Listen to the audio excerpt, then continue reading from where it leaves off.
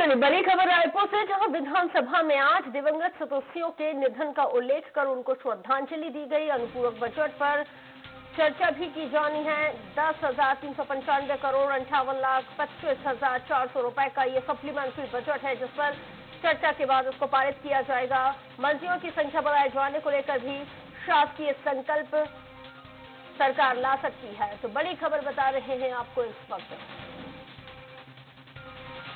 तो चर्चा के बाद आपको बता दें, सप्लीमेंट्री बजट को पास कर दिया जाएगा।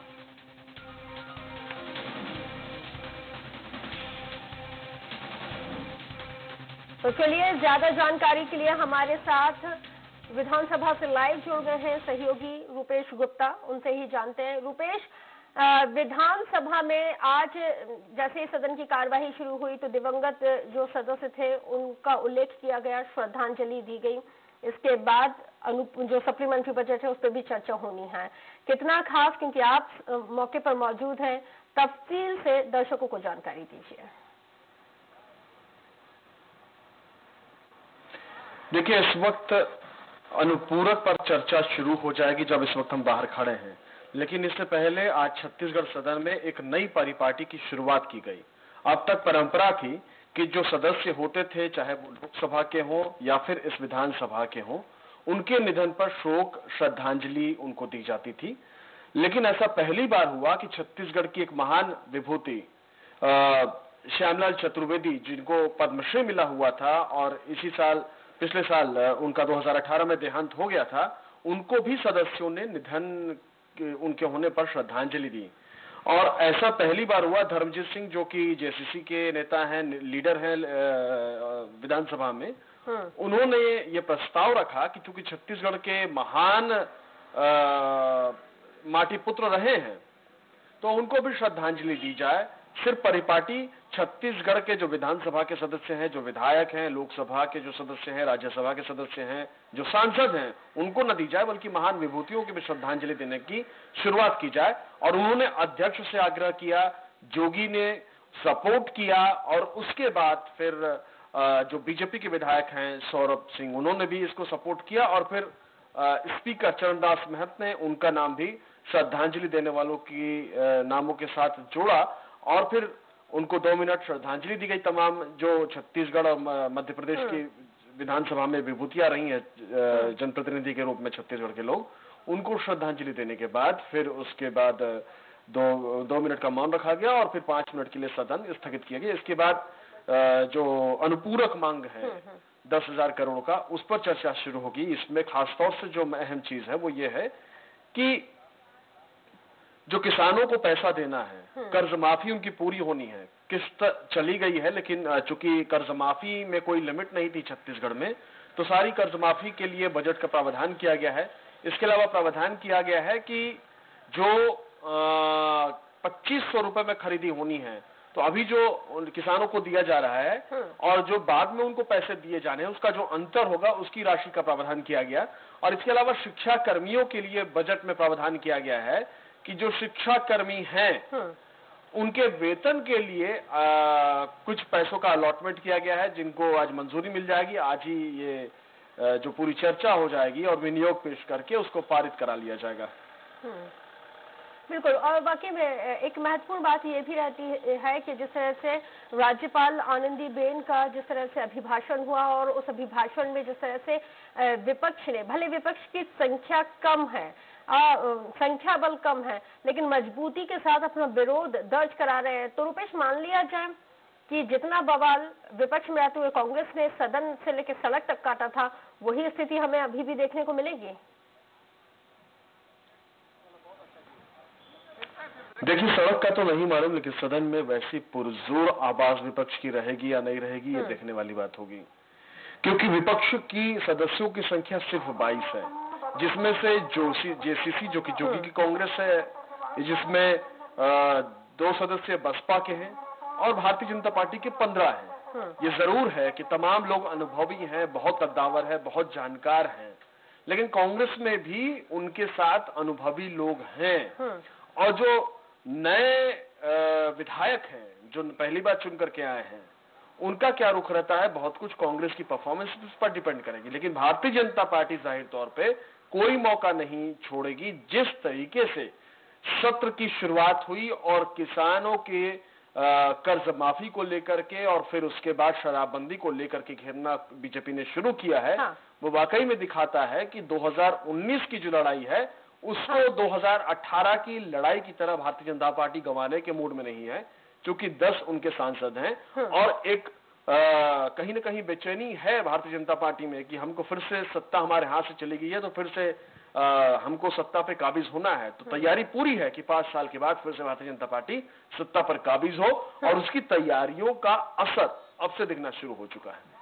तो वो हम देख भी रहे हैं, क्योंकि जिस तरह से विरोध दर्ज कराया जा रहा है वो भी हम सदन में देखेंगे, और कल भी हमने जिस तरह से जो हंगामा हुआ था वो भी हमने देखा। रूपेश, बड़ा सवाल यहाँ पे ये भी है कि यहाँ पे मंत्रियों की संख्या बढ़ाए जाने को लेकर भी शासकीय संकल्प सरकार लाने वाली है, इस पे कितनी, क्योंकि अगर हम बात करें तो केंद्र सरकार पहले ही असहमति अपनी बता चुका है और कह भी रहा है कि छत्तीसगढ़ इतना बड़ा राज्य नहीं है कि जहां पे जो मंत्रियों की संख्या है उसको बढ़ाया जाए। तो फिर कैसे इसमें प्रावधान होगा, क्या प्रोविजन रहने वाला है फिर? देखिए, संकल्प वहीं लाया जाता है जहां पे विधानसभा किसी कानून को पास करने में समर्थ नहीं होती है। संकल्प इसलिए लाया जाता है कि ये दिखाया जा सके कि सरकार इसके लिए प्रतिबद्ध है, पुरजोर कोशिश कर रही है। वो सेंट्रल को चिट्ठी लिख सकती है, सरकार सेंट्रल से मांग कर सकती है, लेकिन 15% मैक्सिमम जो मिनिस्टर्स का एक सीलिंग पॉइंट सेट किया हुआ है वो संसद ने तय किया हुआ है।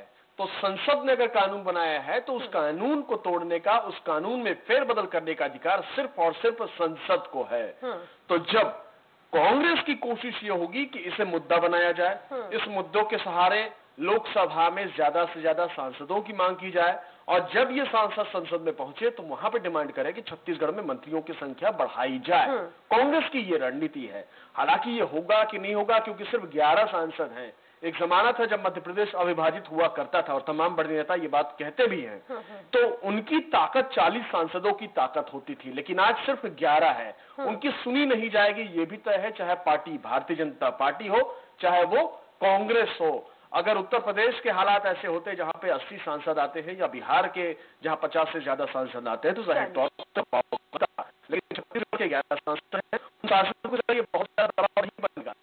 जानकार कहते हैं कि कांग्रेस को कोशिश ये करनी चाहिए अगले विधानसभा में, क्योंकि यहाँ की आबादी करीब 3.25 करोड़ हो चुकी है, जो कि पंजाब राज्य के बराबर है, और पंजाब में विधानसभा सदस्यों की संख्या 117 है, जबकि यहाँ पे उतनी ही के बाद केवल 90 सीटें हैं। हरियाणा की बात करें तो हरियाणा में 90 सीटें हैं, जबकि वहां की आबादी 2.5 करोड़ से भी कम है। तो ऐसी स्थिति में कांग्रेस को कोशिश ये करनी चाहिए कि विधानसभा की शक्तियों का इस्तेमाल करते हुए इस बात की संभावना को तलाशा जाए कि क्या सदन में विधायकों की संख्या बढ़ाई जा सकती है। जो 90 सीटें 2000 से चली आ रही हैं, उनको बढ़ाने की जरूरत क्यों न महसूस की जाए। तो ये एक तरीका हो सकता है जहां पे आप मंत्रियों की संख्या को बढ़ा सकते हैं।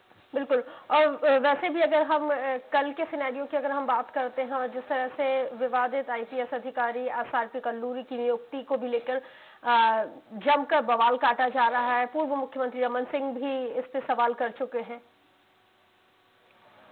ये तमाम वो मुद्दे हैं जो सदन में गूंजेंगे।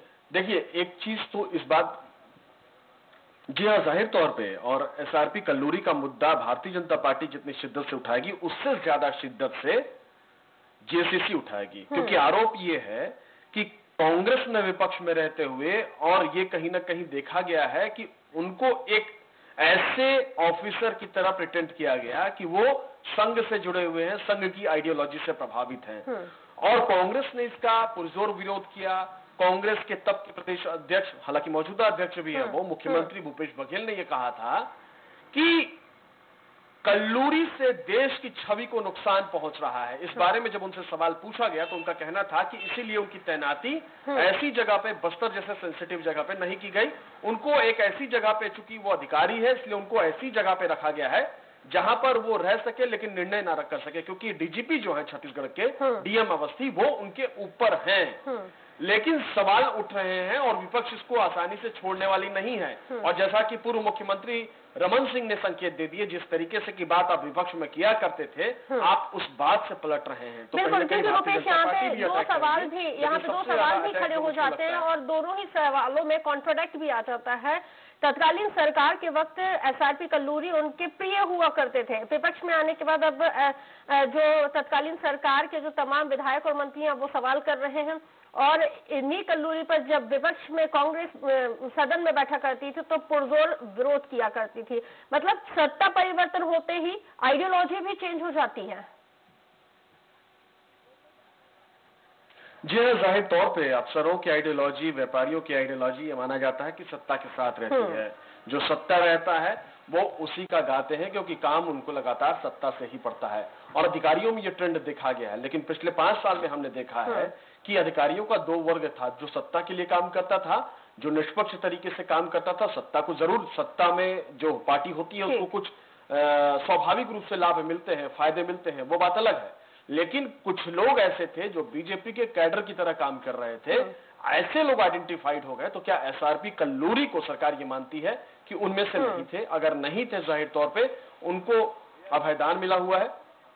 ठीक, लेकिन ये स्थितियां कब तक रहेंगी? और लगातार जो कांग्रेस के अंदर से अगर विरोध आने इसको लेकर के शुरू हो गए तो ऐसी स्थिति में मुश्किलें बढ़ जाएंगी जो मुख्यमंत्री भूपेश बघेल की। ठीक है, बिल्कुल नजर बनाए रखिए रुपेश, क्योंकि बेहद महत्वपूर्ण